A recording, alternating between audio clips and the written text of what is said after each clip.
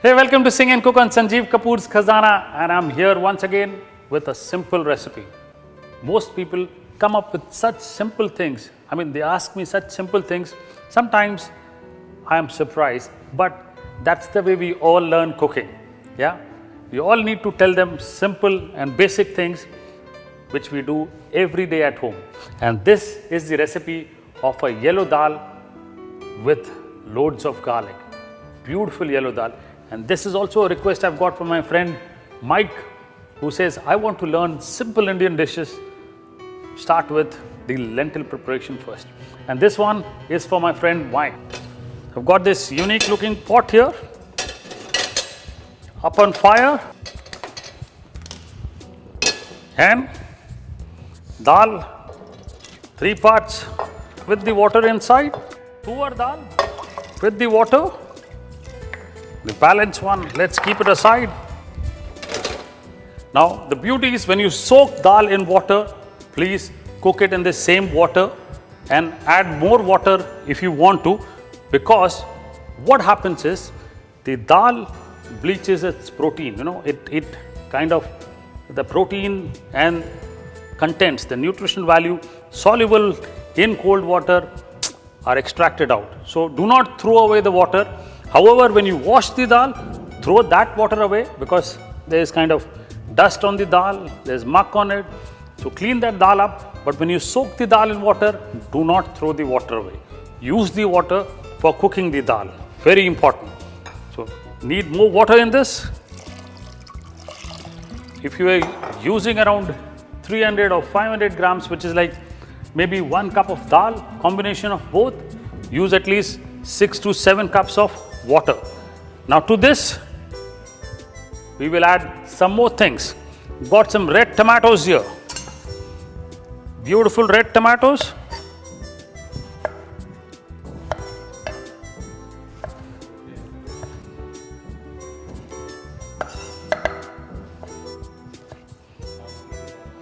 So the tomatoes have been chopped into large chunks. Got some green chillies. Let me chop them roughly, not chop them fine.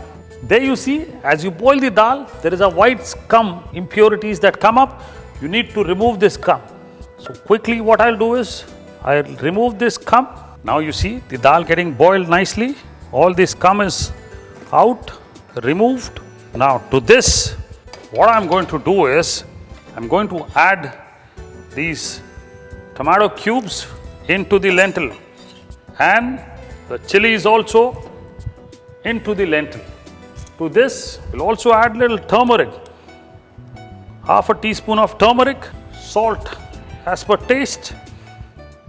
Give a stir. Cover this and cook the dal until the dal is mushy. It's absolutely boiled. The grains are not visible.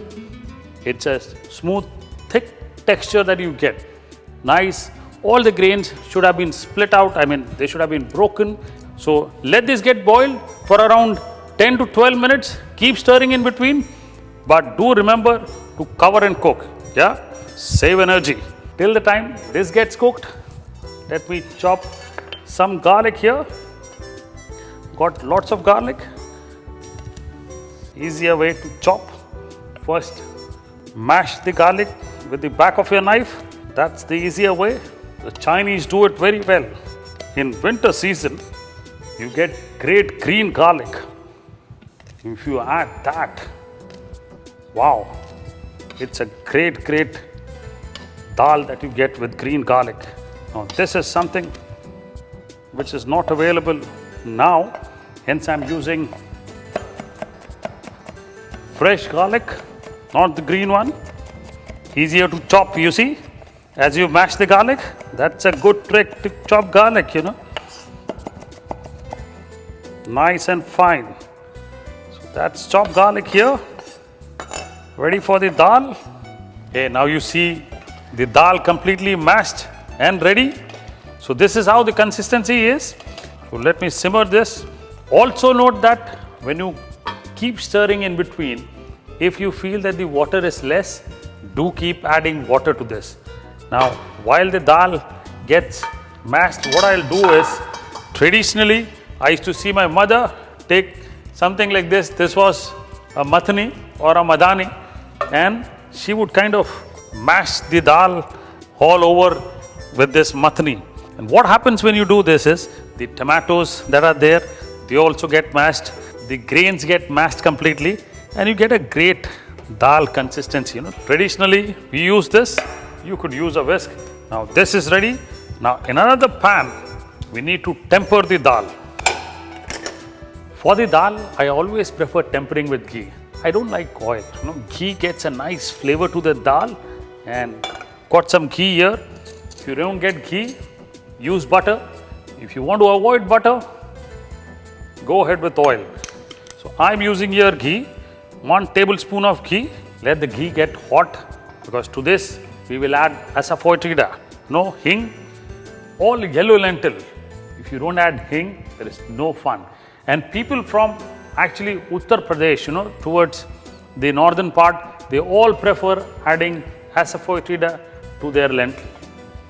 And I prefer this. I used to see this. My mother used to, use this.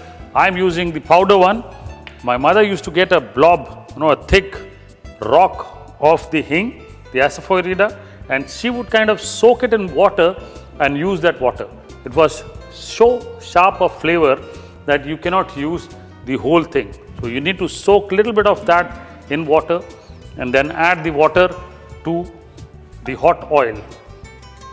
The oil is nice and hot here. To this, add little hing.